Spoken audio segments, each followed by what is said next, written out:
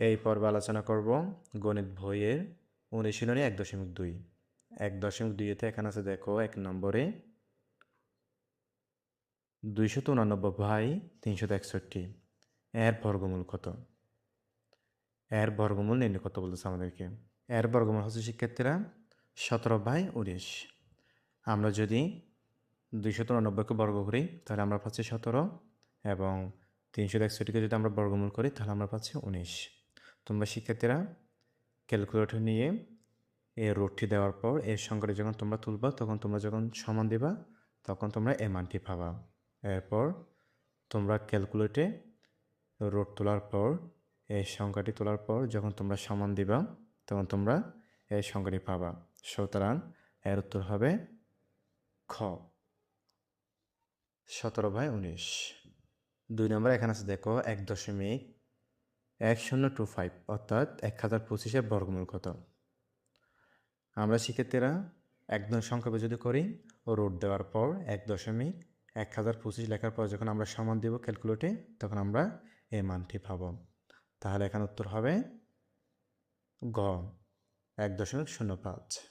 এরপর দেখো শিক্ষার্থীরা এখানে 3 নাম্বার আছে, কোনো সংখ্যার একক স্থানীয় অঙ্ক 2 বা 8 হলে তার বর্গ সংখ্যার একক স্থানীয় অঙ্কটি হবে একক স্থানীয় অঙ্ক হবে 4।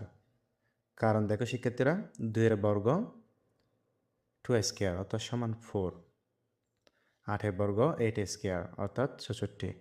সুতরাং একক স্থানীয় অঙ্ক হবে 4। সঠিক উত্তর 4। এই যে আমরা এখানে একক স্থানীয় অঙ্ক পাচ্ছি 4, এটি হচ্ছে একক স্থানীয়, সেহেতু উত্তর হবে 4। 4 নম্বর এখানে আছে দেখো 3 × 7 × 5 × 7 × 3কে কত দ্বারা গুণ বা ভাগ করলে গুণফল বা ভাগফল পূর্ণবর্গ সংখ্যা হবে? 5 দিয়ে। যেহেতু 5 জোটবিহীন তাই সংখ্যাটি 5 দ্বারা গুণ বা ভাগ করলে পূর্ণবর্গ সংখ্যা হবে 5।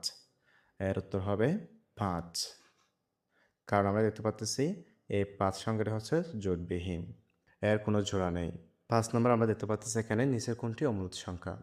আমরা এখানে রুট 9 দিলে এর মান পাচ্ছি 3, এবং রুট 16 দিলে এর মান পাচ্ছি আমরা 4, এবং রুট 25 দিলে এর মান পাচ্ছি আমরা 5। এগুলো হচ্ছে মূলত সংখ্যা অর্থাৎ মূলত সংখ্যা। এবং রুট 2 এর মান দশমিকের পরে অসীম বা অনাবৃত, সেহেতু সঠিক উত্তর হবে 2। এই 2টি হচ্ছে কি অমূলত সংখ্যা, সঠিক উত্তর হবে 2। এরপরের অঙ্কটিতে এখানে আছে দেখো, একজন কৃষক বাগান করার জন্য 595টি চারা গাছ কিনে আনেন। প্রত্যেকটি চারা গাছের মূল্য 12 টাকা। এটা হচ্ছে উদ্দীপক। তাহলে কৃষক হচ্ছে 595টি চারা গাছ কিনেন এবং প্রত্যেকটির মূল্য অর্থাৎ একটির মূল্য 12 টাকা। খ নম্বর আছে চারা গাছগুলো কিনতে তার কত খরচ হয়েছে? খ নম্বর আছে বাগানের প্রত্যেক সারিতে সমান সংখ্যক গাছ লাগানোর পর কয়টি চারা গাছ অবশিষ্ট থাকবে? গ নম্বর আছে খরচের টাকার সংখ্যা ও চারা গাছের সংখ্যার বিয়োগফলের সাথে কোন ক্ষুদ্রতম সংখ্যা যোগ করলে যোগফল একটি পূর্ণবর্গ সংখ্যা হবে? এর সমাধান এখানে দেখো শিক্ষার্থীরা, একটি চারা গাছের মূল্য 12 টাকা। যদি একটি চারা গাছের মূল্য 12 টাকা হয় তাহলে 595টি চারা গাছের মূল্য বেশি, সেহেতু গুণ হবে। 595 সাথে আমরা 12 গুণ করলে আমরা পাবো 7140 টাকা। সুতরাং চারা গাছগুলো কিনতে খরচ হয়েছে 7140 টাকা। খ নম্বর আছে দেখো এখানে, আমরা এখানে লিখছি দেখো 595। আমরা যদি 5,000 ভাগ দিই তাহলে কয়বার যায়? 2 বার। 2 দুগুণ 4, তাহলে আমরা এখানে 2 লিখেছি। এরপর আমরা বিয়োগ করব। 5 থেকে 4 চলে গেলে 1, এবং 1-এর ভাগ যাচ্ছে না, সেহেতু আমরা কি করব? সেহেতু আমরা এখানে 95 নামাবো। এখন হয়েছে 195। 195তে আমরা ভাগ দেব 44 দিয়ে। ভাগ দিলে কত হয়? এখানে 176। 195 থেকে 176 বিয়োগ করলে আর থাকে 19। সুতরাং বাগানে প্রত্যেকটি সারিতে সমান সংখ্যক গাছ লাগানোর পর 19টি চারা গাছ অবশিষ্ট থাকবে। এই ভাগটি শিক্ষার্থীবৃন্দ তোমরা করে নেবে সুন্দর করে। গজ আছে দেখো, খ হতে প্রাপ্ত খরচ অর্থাৎ চারা গাছের জন্য খরচ হয়েছে 7140 টাকা, এবং চারা গাছের সংখ্যা হচ্ছে 595টি। বিয়োগফল, আমাদেরকে বিয়োগফল করতে হবে। 7140 বিয়োগ 595 বিয়োগ করলে আমরা পাচ্ছি 6545। এগুলো আমরা ভাগ করব। আমরা ভাগ করলে পাবো 145। যেহেতু সংখ্যার বর্গমূল নির্ণয় করার সময় ভাগশেষ হিসেবে 145 থেকে যায়, সেহেতু সংখ্যাটি পূর্ণবর্গ নয়। 6545-এর সাথে কোনো একটি ক্ষুদ্রতম সংখ্যা যোগ করলে যোগফল পূর্ণবর্গ হবে এবং তখন এর বর্গমূল হবে 80 যোগ 1 সমান 81। 81 এর পূর্ণবর্গ 81 গুণ 81 সমান 6561। সুতরাং নির্ণয় ক্ষুদ্রতম সংখ্যা হচ্ছে 6561 বিয়োগ 6545। এই সংখ্যাগুলি বিয়োগ করার পর অর্থাৎ 6561 থেকে 6545 বিয়োগ করলে আর থাকে 16।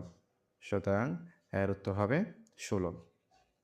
এখানে কি বলা হয়েছে, কোনো একটি ক্ষুদ্রতম সংখ্যা যোগ করলে যোগফল পূর্ণবর্গ হবে, সেজন্য আমরা ক্ষুদ্রতম সংখ্যা কী করছি, যোগ করেছি। 7 নম্বর এখানে আছে দেখো, বর্গমূল নির্ণয় করো। খ নম্বর আছে 0.36। এটাকে যখন আমরা রুট করব তখন আমরা পাবো রুট উপরে হচ্ছে 36 এবং নিচে হচ্ছে 100, কারণ দশমিকের পরে যতটি সংখ্যা ততটি শূন্য। সেটা এখানে 2টি শূন্য হয়েছে। দেখো আমরা রুট করার পর পাবো 6/10। এই 6/10 ভাগ করলে আমরা পাবো 0.6। এর উত্তর হবে 0.6।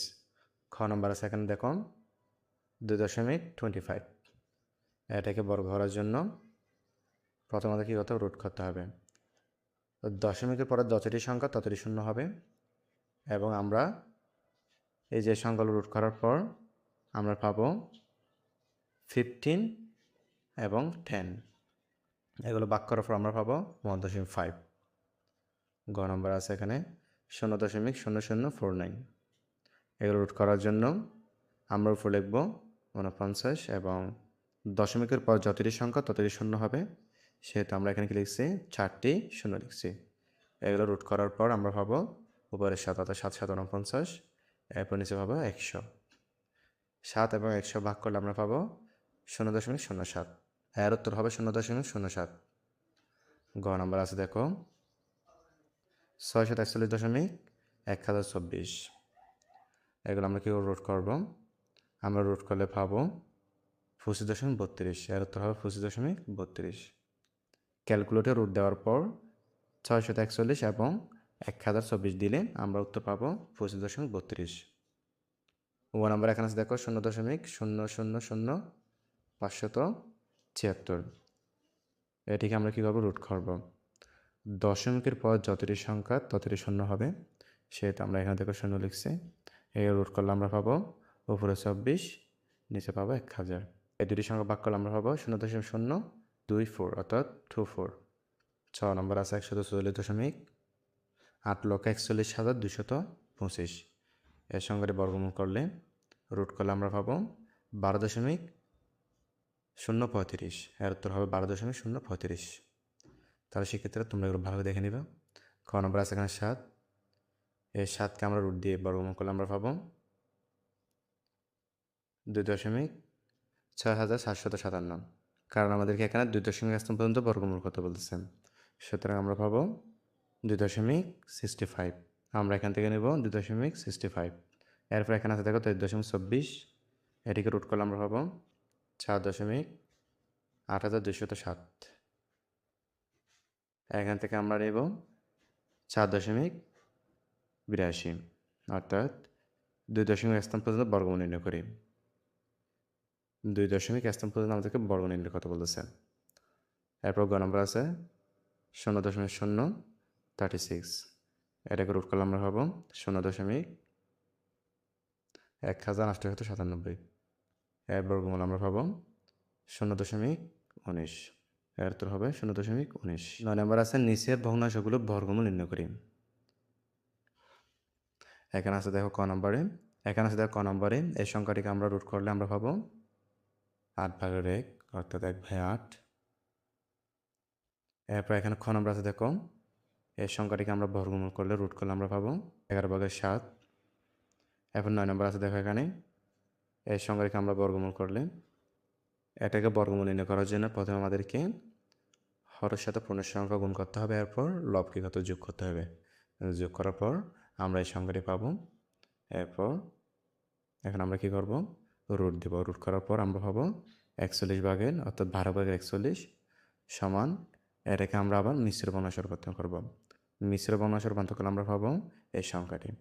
তাহলে শিক্ষার্থীরা তোমরা এগুলো ভালোভাবে দেখে নাও।